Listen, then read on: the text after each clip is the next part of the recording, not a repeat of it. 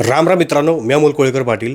पाठीमागच्या 1-2 महिन्यापूर्वी महाराष्ट्रामध्ये मोठ्या प्रमाणामध्ये पूरपरिस्थिती निर्माण झाली होती. त्याच्यामध्ये लाखो शेतकऱ्यांना मोठं नुकसान झालं होतं. आणि यावेळेला जी दानशूर लोकं होती किंवा ज्यांना मदत करायची होती शेतकऱ्यांना, त्यांनी शेतकऱ्यांना मदत न करता मुख्यमंत्री सहाय्यता निधी कक्षाला मदत केली, जेणेकरून असं वाटलं की तिथून त्यांना डायरेक्ट शेतकऱ्यांना मदत मोठ्या प्रमाणामध्ये मिळेल.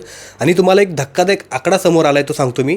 2025मध्ये ऑक्टोबर महिन्यामध्ये टोटल एका महिन्यामध्ये किती मदत आली माहिती आहे मुख्यमंत्री सहाय्यता निधी कक्षामध्ये? 106 कोटी रुपये. 106 कोटी रुपयांची आर्थिक मदत आली मुख्यमंत्री कक्षाला. आणि आमच्या दानशूर, दानवीर, कर्णशूर, अरे काय काय काय काय असे मोठी विशेषण लावा त्यांच्या नावापुढे, मुख्यमंत्र्यांच्या नावापुढे. महोदयांनी किती दान मदत केली माहिती आहे का? 75,000 रुपये. अख्ख्या महाराष्ट्राच्या शेतकऱ्यांचं कर्ज फेडून टाकलं आहे महोदयांनी. 106 कोटी रुपयांचं मदत आले मुख्यमंत्री कार्यालयाकडे. आणि त्यापैकी त्या महिन्यामध्ये फक्त 75,000 रुपये शेतकऱ्यांना दिलेत. बाकीचे काही सुरळी करून कुठं घालायचेत का काय आपल्याला? अरे कमीत कमी ज्या लोकांनी दान दिलेलं आहे, लोकांनी जी मदत दिलेली आहे, ती तर मदत शेतकऱ्यांना पुढे करा. बाकीचं तुमचे जेव्हा केंद्रातनं तुम्ही अहवाल पाठवला, तुम्ही आता ते मध्ये शिवराज सिंग बोलले की अहवालच नाही पाठवला केंद्राकडे मदतीसाठी.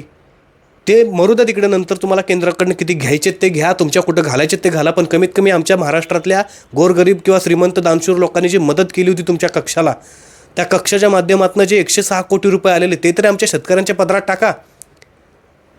75,000 रुपये फक्त तुम्ही दिलेत मुख्यमंत्री कक्षाकडनं. अरे काही हाय का? सगळी विकून खाल्ली तुम्ही. कुठं फेडणार तुम्ही हे सगळी पापं?